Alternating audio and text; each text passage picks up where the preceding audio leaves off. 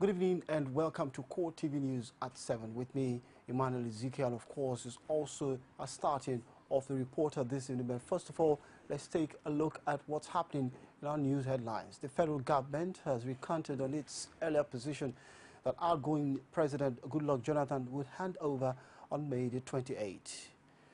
Information Minister Patricia Akwashiki said after the Federal Executive Council meeting that on May 29 remains the handover date.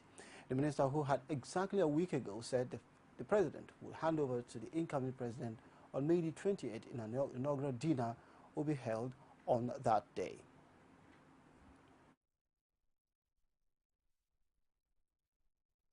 The president in council discussed the issue of transition, and there was a little problem of the May 28th being, peddled as handover date. And we want to clarify that 28th of May is not the date for handover. Handover and inauguration will take place on the 29th of May, which is also our Democracy Day. So please, let's get it right. We have started the transition. It's ongoing. We are handing over our departmental and ministry briefs to the office of the SGF, who would now prepare the handover notes. When you have a transition committee, we have ours, and the incoming government has its own transition committee. They sit together and look at all these issues. The paperwork is what we are talking of, up to the 28th. Please, let's get it straight, that the president is still the president till the 29th of May, when Buhari takes his oath of office and resumes as President of the Federal Republic of Nigeria. In the meantime, a federal high court in Abuja has struck out 2 of the 3 pending suits challenging the eligibility of President-elect Muhammadu Buhari to participate in the March 28 presidential election.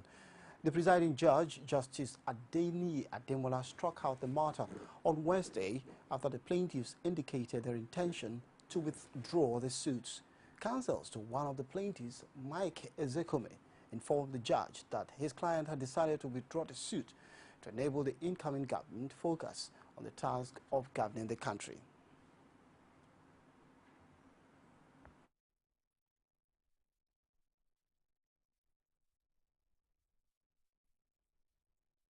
Under the Electoral Act, the submission of certificates ended on the 20th of December 2014. After that, no further document could be put in by any party. Then you go to the Electoral Act, it's under Section 31. So even if they found 50 of that, that would not have changed anything, because this case had already been filed as a pre-election matter before that day. Even if that was going to be exhibited, it would be of no moment at all, because the period within which it ought to have been submitted, 20th December 2014, had elapsed. As you said, the matter has not gone to trial. If it went to trial, of course, we have evidence to show that the general has certificate. So when you now said that, suddenly the thing materialized as it was reported in the papers, yes, that's the kind of thing you see that will happen. Even people who need the truth before the election were, for one reason or the other, prepared to hide this fact for the whatever reasons they might have. But whatever the situation, we thank them for allowing wise counsel to prevail, and I hope that others in similar shoes will follow suit and join the moving train to effect the necessary change as people have been clamoring for. Away from legal matters to bilateral ties, where the ambassadors of Morocco and Equatorial Guinea have assured Nigeria's incoming government of support and improved relations.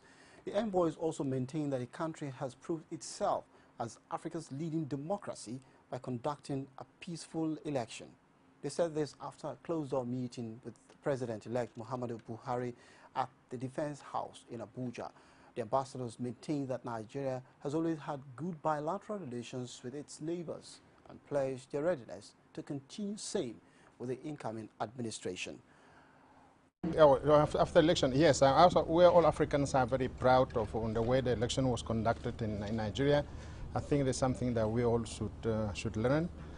We know that Nigeria is a very complex and big country, but after all, after everything that happened, we have seen that Nigeria has shown the maturity that the way they handled the election. We have to appreciate everyone, all Nigerian.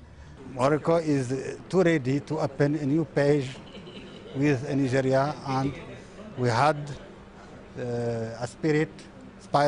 The new relation is between good with Nigeria and Morocco, inshallah. What happened? It's a new, is old time. He's back now. Now I'm see to the future. Moving on now, Petroleum Minister Sani Alice Madueke has dismissed claims that she had been soliciting the support of some prominent Nigerians for a soft landing from the incoming government. She also says she has no plans to seek asylum in any foreign country, contrary to suggestions in some quarters. The Petroleum Minister, who spoke with State House correspondents on the sidelines of Federal Executive Council meeting in Abuja, blamed marketers for the lingering fuel shortage in some parts of the country. Let me remind you that over the last 4 years, I have been severally and unfortunately accused and libeled in so many malicious, vindictive ways. And I have severally explained and pushed back robustly on these accusations and have even gone to court on many of them, yet they keep being regurgitated. And I do think that it is very unfortunate, particularly when we are moving into a transition period and looking forward, and an incoming government is coming to take over where we have ended. For everything that has a beginning, there is an end. I am not running anywhere. Nigeria is my country, as well as anybody else's country. I love my country, and I do think I have done the best for my country. And I would also like to posit, please, this malicious, malevolent, vindictive libel coming out of places like Oshun Defender and other faceless, cowardly online entities needs to stop.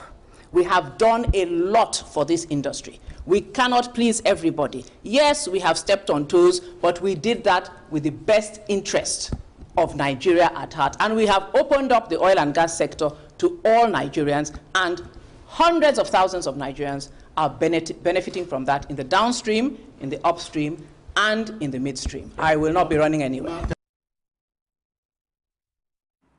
Moving on, the Nigerian Senate on Wednesday warned the South African authorities against acts capable of wrecking the long-standing relations between the two countries. This, it says, is as a result of the wave of xenophobic attacks that affected Nigerians and other Africans living in the former apartheid enclave. The Senate also urged the federal government to consider taking Zulu King Goodwill Zwelithini before the International Criminal Court for instigating attack on foreign nationals.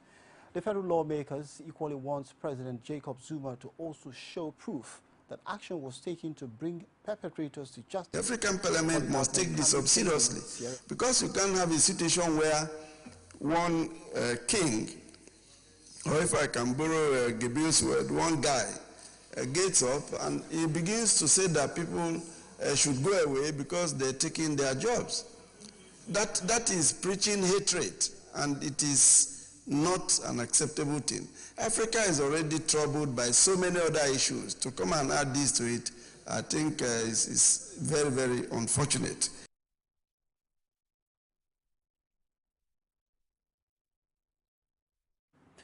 Staying with xenophobic attacks, a response here.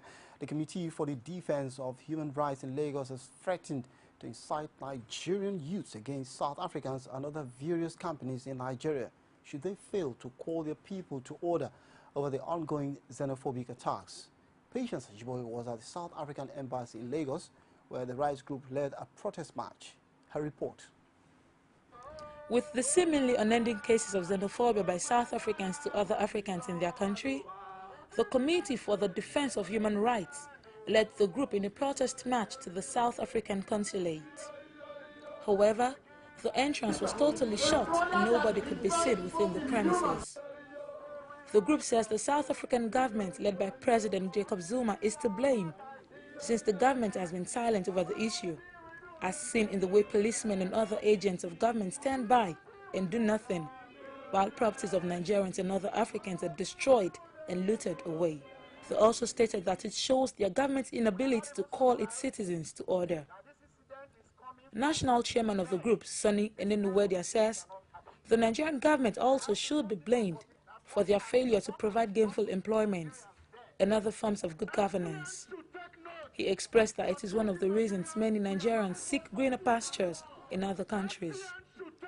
He, however, says the group is set to do all except tilt towards violence, like the South Africans, to restore normalcy. In an ideal situation, the government is supposed to halt this thing immediately so that it will not be a thing that will go to other countries to bring about problems. National member of the group, Bisi Fashade, says South Africans have decided to bite the hands that fed them when they were in problems, and in the process have rendered useless the good works of former South African President Nelson Mandela. That the blacks, especially the black South Africans, in spite of all what the African countries, especially Nigeria, did to them. Chris Ibe, who is the group's public relations officer, says the group will not hesitate to match with the over 70 million Nigerian youths scattered around the world to South Africa to make known their displeasures in ways not too palatable. They felt they have their grounds, but we are telling them that it's not yet Uhuru, it's not yet over. They have investment in Nigeria. South Africans are based here. This is the time Nigerian youth will stand up for their right. With no one to receive the petition at the embassy, they decided to paste their grievances in forms of letter-headed papers and placards on the gates and entrance to the consulate. Patience Ajiboye, CoreTV News, Lagos. If you've just joined us, this is CoreTV News at 7. We'll go for a quick break. When the news returns, a response by the South African Embassy to the protest in Lagos. From time immemorial, women have birthed life, shaped character, and by extension, influenced the society. Moremi of Ife, Emoten of Benin, Queen Aminat of Zaria, all women of influence and power. Whether it's before election, after election. How ironical, women being so powerful yet have few grounds in decision making. They see you as a wife, and I see you as a wife to a man. We are talking women in politics. A woman will be bold enough to stand up and say, I want to become president of Nigeria. Only on CoreTV News. Welcome back. Well, you can reach us on our following social media platform: Facebook, facebook.com/CoreTV News, or our Twitter handle at CoreTV News NG. You can also reach us on our YouTube channel, youtube.com/CoreTV, leave a space and then news. In what may be termed as a response to the wave of demonstrations across Nigeria over xenophobic attacks, South Africa has shut down its consulate in Lagos for 1 day in the aftermath of anti-xenophobic protests at its facilities in Nigeria. Its Consular General in Nigeria, Sam Monaisa, said in an email to the South African Business Forum and its nationals in Nigeria that the closure would remain in force until Thursday. He claimed that Nigerians were using the social media to blow the spate of xenophobic attacks out of proportion after the situation had been brought under control. The South African official also warned the forum's members and other citizens to stay alert and not move around unnecessarily in Nigeria.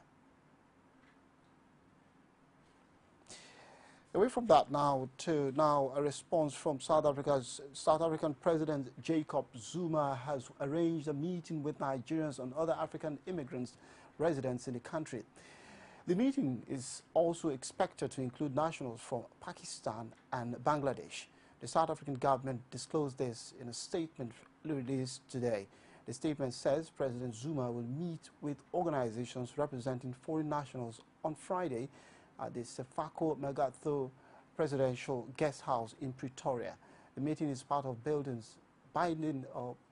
lasting relations with stakeholders in the country to ensure that the shameful attacks on foreign nationals do not reoccur in the country.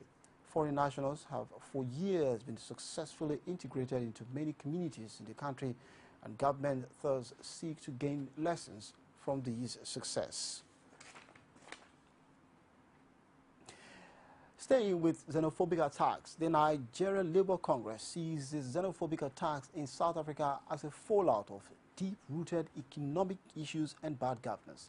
It described the attack as Afrophobic because black South Africans do not see themselves as Africans. NLC spokesman Danger Yakub told CoreTV News that the way out of this situation is for the government to implement people-oriented policies as well as reorientate the people. But there's nothing much more than reconscientizing South Africans for them to understand that these attacks cannot give them jobs. These attacks cannot give them money. These attacks cannot do anything more. It's the government. What can give them jobs? What can give them money are government policies that are homegrown, policies that will industrialize South Africa, policies that will create jobs, policies that will send people to school. A lot of them are not in school. A lot of them don't go to school because they don't find it necessary to go to school. So those are things that can solve the problem. It's not just asking police to stop. When it's palliative, the South African government needs to find a permanent solution to it. Now, away from xenophobic stories, former Inspector General of Police Suleiman Abba has handed over to his successor, Solomon Arase, barely 24 hours after he was relieved of his position. Speaking at the ceremony in Abuja, Abba solicited the cooperation of the rank and file for the acting Inspector General of Police. He also thanked President Goodluck Jonathan for giving him the opportunity to serve at the highest level of policing in the country. The former IG was sacked on Tuesday by the president after spending 9 months in office. Meanwhile, some residents of Kaduna have hailed the sack of the Inspector General of Police Suleiman Abba as long overdue. They easily point at a number of things they say the former police chief did wrong in his 9-month-long stint at the justification for his exit from the police force. Amina Nevi has more in this report as presented from our studios. It is only a few hours after the presidency announced the sack of the former Inspector General, but a cross-section of Kaduna residents are already hailing the move. They maintain that Abba had done so many things in the last 9 months to warrant his sack. I've read through some of this news on the internet and what I've heard on the TV, but there was no particular reason. They just sacked him and it's immediate. But I'm not shocked. I'm not surprised. You understand? It's the same person that brought him in that took him out. I don't see anything bad about that because it has been happening. One IG or the other. I was thinking that his tenure has expired. I don't see anything as a sack. I think he just has to go for another person to come in. I don't see anything wrong with it. I'm not aware about it. I'm not aware about it. There are, however, others who see the former Inspector General's exit from a different perspective. One of them is Ali Dogo, a human rights activist. Suddenly we are now positioned to see our current IG being removed in office. Well, the truth of the matter is, your principal, you must be loyal to your principal till the day he leaves office. If your loyalty is questionable, you are bound to leave office. So today, if Abba is removed, it's left best known to Jonathan. Maybe he sees his loyalty to him as President Commander-in-Chief that gives him the appointment is not absolute.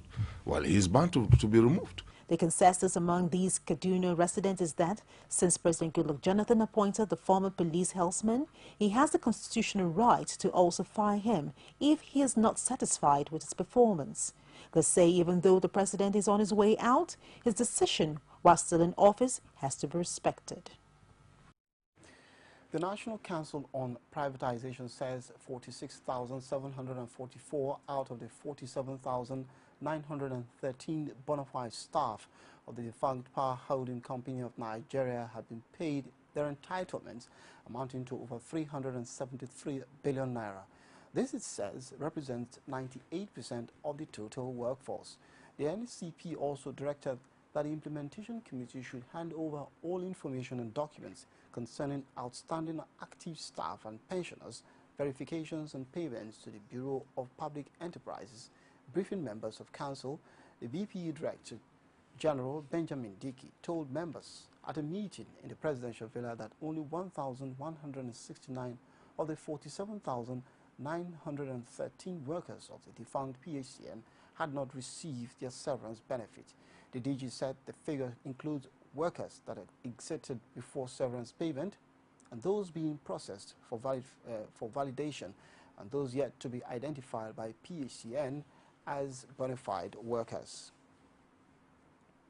In the meantime, Marcus Ishaya, a campaign coordinator of the Kaduna State Governor-elect Nasir El-Rufai, has been killed by gunmen. Ishaya was said to have been trailed by the gunmen to his house in Atuku, Kasa area of Jamanma, local government area of Kaduna State. He was a local campaign coordinator of the governor-elect at the Atuku ward. According to the spokesman for the All Progressives Congress Kaduna Campaign Council, Samuel Aruwan, the coordinator was shot several times by the yet-to-be-identified gunmen. A statement by Aruwan said the APC in the state was notified of the death by the deceased family. The statement said the killing of Ishaya had brought to 10 the number of members that the APC that had been killed in the state before, during, and after the elections.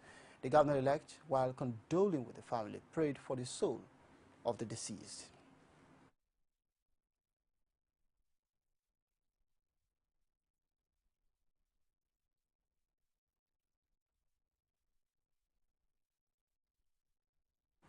Well, at this point, we'll go for a quick break. When we return, we'll bring you stories outside Nigeria. Stay with us.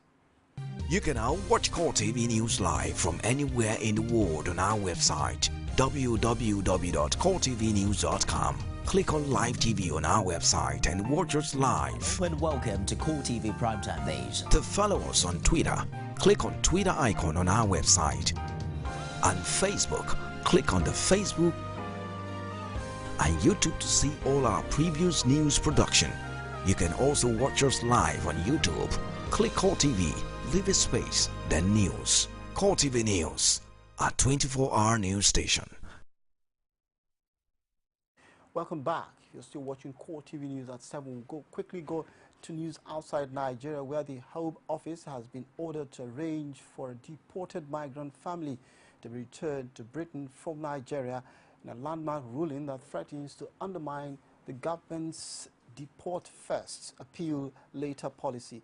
Theresa May's department will face contempt of court proceedings unless the woman and her 5-year-old son are located and transported back to the UK at the Home Office's expense by Thursday.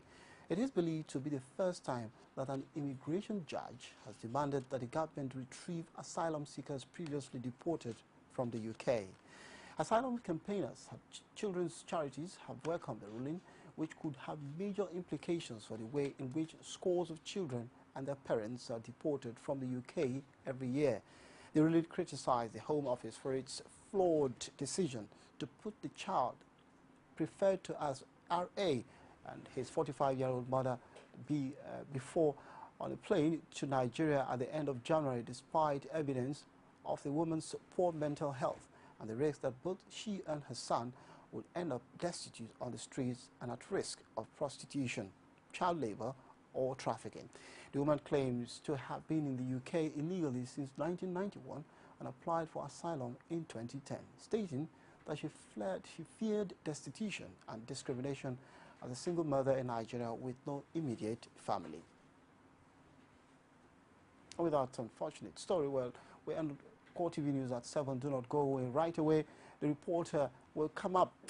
I'm Emmanuel Ezekiel. Many thanks for watching.